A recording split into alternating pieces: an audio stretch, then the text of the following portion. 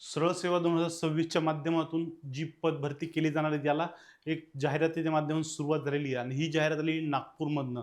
नागपूरच्या महाराष्ट्र पशु व मत्स्य विज्ञान विद्यापीठ या ठिकाणाहून ही जाहिरात आली आहे. ह्या जाहिरातीमध्ये आपल्याला वरिष्ठ लिपिक आणि लिपिक टंकलेखक या व्यतिरिक्त इतर पदांचा सुद्धा समावेश आहे.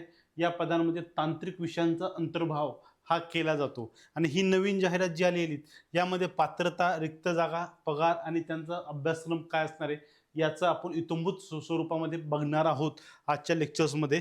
आज सगळ्यात महत्त्वाचं पहिलं आहे की महाराष्ट्र पशु व मत्स्य विद्यापीठ जे आहे या संदर्भातली ही ॲडव्हर्टाईज आलेली आहे, जाहिरात आलेली आहे आणि ह्या जाहिरातीचं वैशिष्ट्य असं आहे, या जाहिरातीमध्ये आपल्याला आपली निवड झाल्यानंतर आपण महाराष्ट्रामध्ये नागपूरच्या पलीकडे आपली कुठेही बदली ही होणार नाही आहे. नागपूरमध्येच ही आपली कायमस्वरूपी जागा ही नागपूरमध्ये असणार आहेत.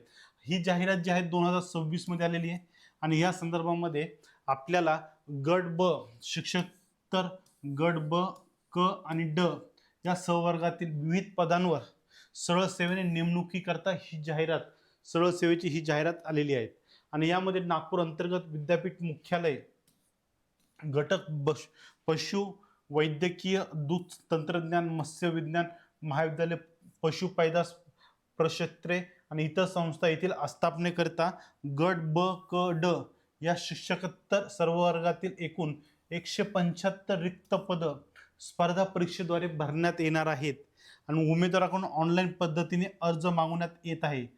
पद निघाय, शैक्षणिक अर्हता, पदांचा तपशील आणि सामाजिक समांतर आरक्षण, आवेदन परीक्षा शुल्क, परीक्षेचे स्वरूप, पद्धती, स्पर्धा परीक्षेचा पद निकाय, अभ्यासक्रम, अर्ज करण्यासाठी नोंदणी, मार्गदर्शक सूचना इत्यादी बाबत आपल्याला या महाविद्यालयाच्या www.msu@ac.in या आपल्याला अधिकृत वेबसाईटवरती जाऊन आपल्याला या संदर्भातला फॉर्म आणि या संदर्भात माहिती ही अधिकृतरित्या आपल्याला उपलब्ध होणार आहे.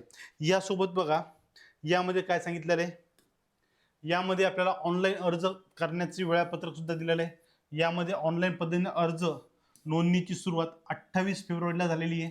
त्यानंतर अंतिम तारीख जी असणार आहे 20 मार्च रोजी असणार आहे रात्री 23:59 म्हणजे 11:59 आपल्याला फॉर्म भरण्याची जागा असणार आहे 20 तारखेला आणि शुल्क, आवेदन व परीक्षा शुल्क भरण्याची अंतिम दिनांक व वेळ ही आहे 20 तारीखच आहे.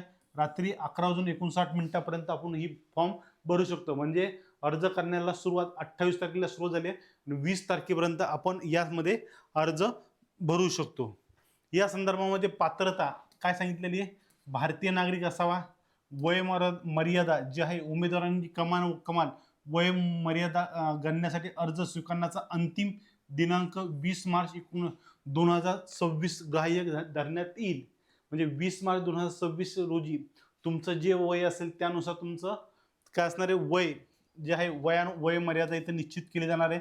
किमान वर्ष 18 वर्ष असावं आणि बाकी जी कमाल आहे या संदर्भामध्ये त्यांनी या ठिकाणी विस्तृत स्वरूपात दिलेलं आहे. म्हणजे अराखीव क्षेत्रासाठी 38 वर्ष जे आहेत ते मॅक्सिमम एज लिमिट आहे. त्यानंतर मागासवर्गीय, आर्थिक दुर्बळ यांच्यासाठी 43 आहे, दिव्यांगांसाठी 45 वर्ष आहे, माजी सैनिक जे आहे अराखीव प्रवर्गातील माजी सैनिक 38 वर्षापर्यंत आणि सशस्त्र दलातील केलेली सेवा +3 वर्ष अशी ही सुविधा यामध्ये दिली जाणार आहे. माजी सैनिक दिव्यांगासाठी 45 वर्ष, प्रावीण्यप्राप्त खेळाडूंसाठी 43 वर्ष, प्रकल्पग्रस्तांसाठी 45 वर्ष, भूकंपग्रस्तांसाठी 45 वर्ष, अंशकालीन पदवीधर आणि पदविकाधारक कर्मचारी जे आहेत त्यांना 55 वर्ष आणि स्वातंत्र्य सैनिकांचे नामनिर्देशित पाल्य 45 वर्षापर्यंत त्यांना यामध्ये अधिकतम वयोमर्यादा इथं निश्चित केली गेलेली आहे. या संदर्भामध्ये आपल्याला परीक्षेचं स्वरूप जे आहे ते आपल्याला अनुवांशिक सूचना या संदर्भात आपल्याला दिसून येतात. यामध्ये लिपिक वर्गीय पदे जे आहेत वरिष्ठ लिपिक असेल, लिपिक टंकलेखक असेल, कनिष्ठ भांडारपाल असेल, या संदर्भामधले आपल्याला मराठी, इंग्रजी, सामान्य ज्ञान आणि बौद्धिक चाचणी यावरती प्रश्न विचारले जाणार आहेत. यामध्ये एकूण 100 प्रश्न विचारले जाणार आहेत आणि 200 गुण असणार आहेत आणि 120 मिनिटं म्हणजे काय 2 तासापर्यंत आपल्याला या ठिकाणी वेळ हा उपलब्ध करून दिला जाणार आहे. यासाठी ज्या परीक्षेसाठी जी फी आहे, या फीमध्ये खुल्या म्हणजे ओपन कॅटेगरीसाठी 1,000 रुपये फी आहे. मागासवर्गीय आणि इतर जे आरक्षण आहे त्यांसाठी 900 रुपये फी इथं ठेवली गेलेली आहे. आणि या व्यतिरिक्त माजी सैनिक असेल, दिव्यांग असेल, दिव्यांग माजी सैनिक असेल, यांना कोणत्याही प्रकारची फी या ठिकाणी नाही आहे. म्हणजे माजी सैनिकांना यातून आपल्याला मुक्त हे ठेवलं गेलेलं आहे. बाकी सर्वांना 900 रुपये आणि ओपन कॅटेगरीला 1,000 रुपये एवढी फी या ठिकाणी ही दिली गेली आहे. या व्यतिरिक्त आपल्याला परीक्षेचा अभ्यासक्रम परिशिष्ट क मध्ये विस्तृतरित्या दर्शवलेला आहे, जो आपण बघणार आहोत. यानंतर परीक्षा पद्धती जी आहे सगळ्यात महत्त्वाची आहे. परीक्षा ही संगणक आधारित ऑनलाईन कम्प्युटर बेस्ड पद्धतीने घेण्यात येईल. म्हणजे ऑनलाईन स्वरूपामध्ये तुम्हाला PC वरती बसून ही परीक्षा सोडवायची आहे. परीक्षेच्या प्रश्नपत्रिका वस्तुनिष्ठ बहुपर्यायी स्वरूपाच्या असतील आणि प्रश्नपत्रिकेतील प्रत्येक प्रश्न हा 2 गुणांसाठी असणार आहे, हे त्यांनी इथं स्पष्ट केले. ओके. यानंतर सामान्य प्रशासन विभाग शासन निर्णय क्रमांक जो आहे यानुसार आपल्याला 1 ते 35 यापैकी कुठल्याही पदाकरिता मुलाखती घेता येणार नाहीयेत आणि उमेदवाराची निवड ऑनलाईन परीक्षा आणि व्यावसायिक चाचणी आवश्यक असलेल्या पदाकरिता मधील प्राप्त गुणांच्या आधारे करण्यात येईल. म्हणजे इथं मुलाखती या मुख्यतः होणार नाहीयेत. जी काही निवड होणार आहे ती प्राथमिक परीक्षा आणि जर एखादा तांत्रिक विषय असेल आणि तिथं गरज असेल, म्हणजे टंकलेखनासाठी स्पीड सांगितलेली 40 आणि 30ची, तर ह्या स्पीडला जज करण्यासाठी सुद्धा एक जी छोटी परीक्षा राहील त्या परीक्षेच्या अनुषंगाने या ठिकाणी निवड ही केली जाणार या ठिकाणी त्यांनी स्पष्ट केलेलं आहे. या व्यतिरिक्त पात्रता यादीमध्ये अंतर्भाव होण्यासाठी उमेदवारांनी ऑनलाईन परीक्षेमध्ये एकूण गुणाच्या किमान 45% गुण प्राप्त करणे आवश्यक राहील. म्हणजे काय, जर एखादी जागा लॅप्स होणार असेल, ते लॅप्स होण्याचं कारण काय असणार आहे, कोणत्याही विद्यार्थ्याला 45% जास्त मार्क पडले नाही. मिनिमम तुम्हाला 45% मार्क पडणं गरजेचं, म्हणजे 90पेक्षा जास्त मार्क तुम्हाला ह्या परीक्षांमध्ये अत्यंत आवश्यक आहे. तरच तुमचा पुढे विचार केला जाणार आहे. निवड सूची तयार करताना उमेदवाराला समान गुण मिळाले असल्यास उमेदवाराची गुणवत्ता प्रमाणपत्र आणि महाराष्ट्र शासनाच्या इतर ज्या नियम आहेत त्या नियमानुसार त्याची नियुक्ती ही केली जाणार आहे येणाऱ्या कालावधीमध्ये. ओके. असं क्वचित होतं की समान गुण एकाच 2 विद्यार्थ्यांना त्यानुसार त्यांना वेगळ्या पद्धतीने निवडलं जातं. मग आता वरिष्ठ लिपक जे आहे, वरिष्ठ लिपिकांसाठी ज्या एकूण जागा या किती आहे, 14 जागांची या ठिकाणी समावेश केलेला आहे. ओपनसाठी 5 जागा आहे आणि बाकीच्यांसाठी 4, 1, 2, 3 अशा स्वरूपामध्ये ह्या जागांचं डिस्ट्रीब्युशन हे आपल्याला दिसून येतं. सर्वसाधारण, महिला, प्रावीण्यप्राप्त खेळाडू, त्यानंतर माजी सैनिक या सगळ्यांचा समावेश आहे आणि यासाठी 14 जागा वरिष्ठ लिपिकांसाठी ह्या ठेवल्या गेलेल्या आहेत.